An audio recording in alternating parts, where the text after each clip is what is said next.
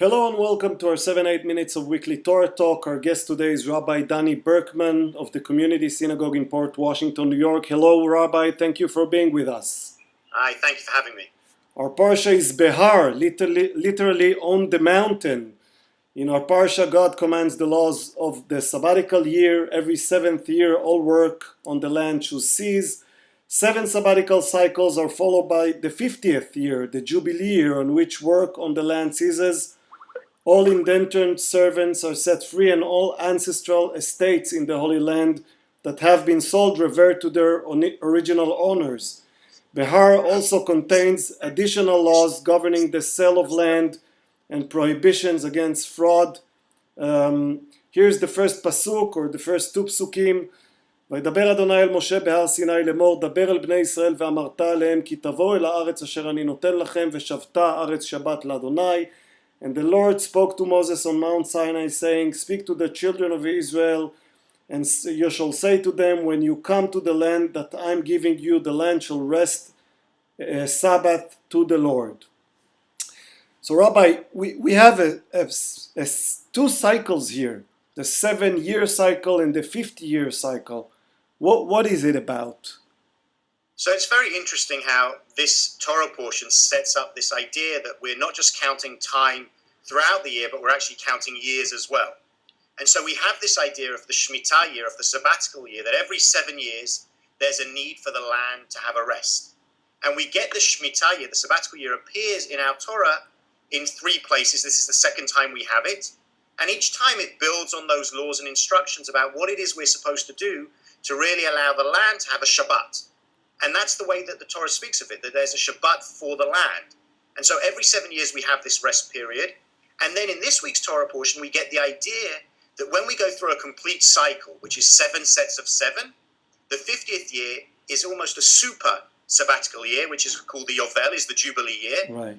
And in that context, there's additional releases and additional people going free, and it's a much larger scale sabbatical year. What it, of course, means is that according to this cycle, the 49th year would be a sabbatical year, and the 50th year would then be the Yovel. Right. And so you have the potential that there would be two Two years consecutive in a row, years, right. which could be quite challenging for a community who can't harvest, can't utilize the land in the same way, and are in a slightly different situation than their normal one, at least. Right.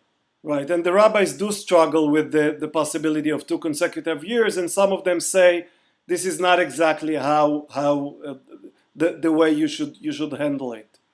Yeah, and I think one of the questions that the rabbis have is whether they ever really practice the Yovel or when they practice the Yovel, because it's unclear from the Torah as to whether this is an idealized idea or if this is something that was actually implemented by the rabbis. And it's clear that we know when the Shemitah year is, we know when the sabbatical year is, we still mark that, and beginning this Rosh Hashanah is our next Shemitah year, is our next sabbatical year, but we don't know when the Yovel is. So there's no way of counting those 7 sets of 7 to get to when that 50th year is. Right. Significantly, I do think for this time of year, we're in the process of doing that with days as well.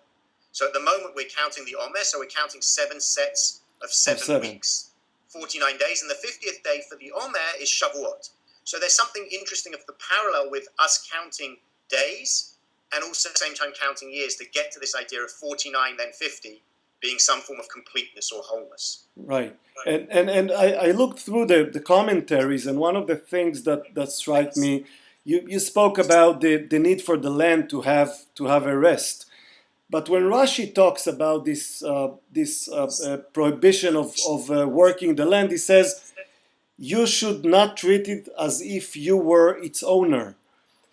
Meaning, it is not for the land to have a rest, it's for the person to understand that the land is not really his to have, but really it is the land of God. I think that comes across very clearly in this Torah portion, is about what does ownership of land really mean. And it's interesting on 2 levels. One side of it that's interesting is that we're told that if the people do not observe these laws and commandments, then eventually they're going to get kicked out of the land so that the land can have its Shabbat. And so the Torah sets up that the land needs this rest. And if you're not going to give it to the land, God's going to ensure that the land gets it. But the other side of it, which is very interesting, is that by having this system in place, it really brings into question and into focus who owns the land and what is our relationship as the Jewish people with the land that we're settling. Because it seems from this that you can own the land, but at the same time, God is making sure that we treat it in a certain way. And through the way that we treat the land, it's about how we treat each other as well. In part because ownership should revert to original owners, but also in part because if I'm farming a piece of land, but I'm not in control of it for a year, in theory, anyone can take from that produce of that year. I can't charge them for the produce. So there's a question about ownership on two levels.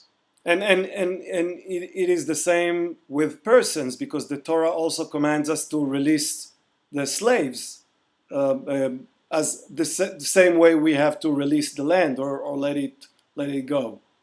And it's really striking when you read this Torah portion that and when you read other bits about, at least for the Hebrew slaves, that it's very clear that slavery is not a permanent situation that one is consigned to. Slavery, or Hebrew slavery as it seems to imagine it in the Torah, is a way of maybe repaying a debt or working off something that's owed to someone else. But it can't be a permanent situation. We are freed by God when we leave Egypt, and our status and our situation should be that of free people. And slavery in that way goes against what God wants for us. And therefore this system sets in place this idea of having the opportunity for a release at the end of this period in the Yovel, in the Jubilee year. Right, and it is also about the issue of ownership. It gives you the sense that the person doesn't truly own anything permanently. You never have anything that is yours forever. And I think there's something very powerful if we think about the fact that when we think about the creation of the world, God takes 7 days to create the world, 6 days creating and the 7th day of rest.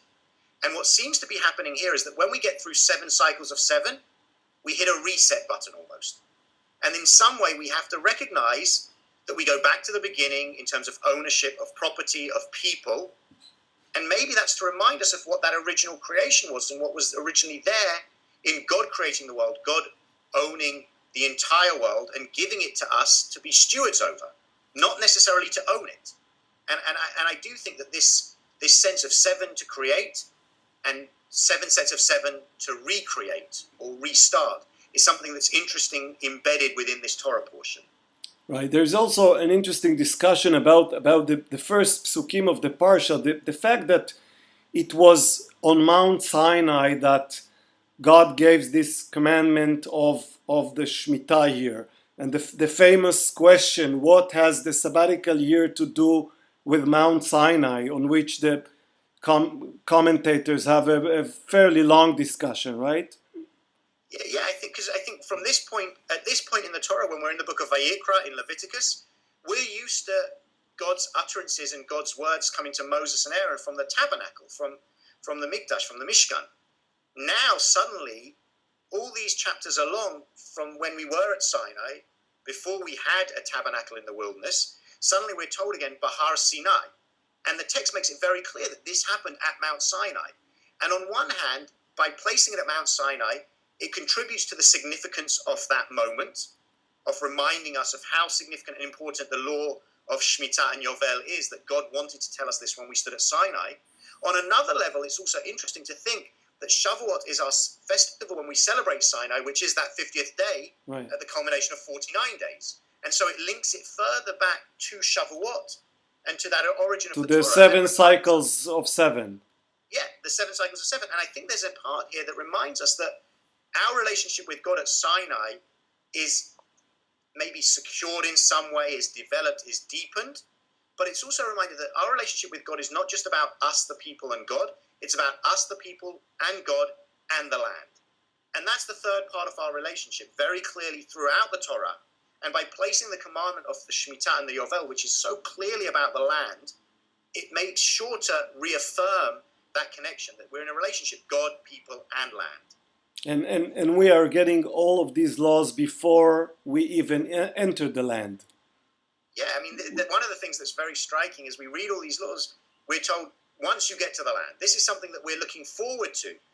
And as we know, with the transition in generations that takes place while we're in the wilderness, the people who might have been the ones hearing these commandments as the adults aren't the ones who are going to be the ones actually implementing it when they enter into the land, because we're going to have that generational shift around the incident of the spies and the move from the generation who left Egypt to the generation who followed Joshua into the land. Right, right. Rabbi, this was illuminating. Thank you so much, and Shabbat Shalom. Thank you for having me. Shabbat Shalom.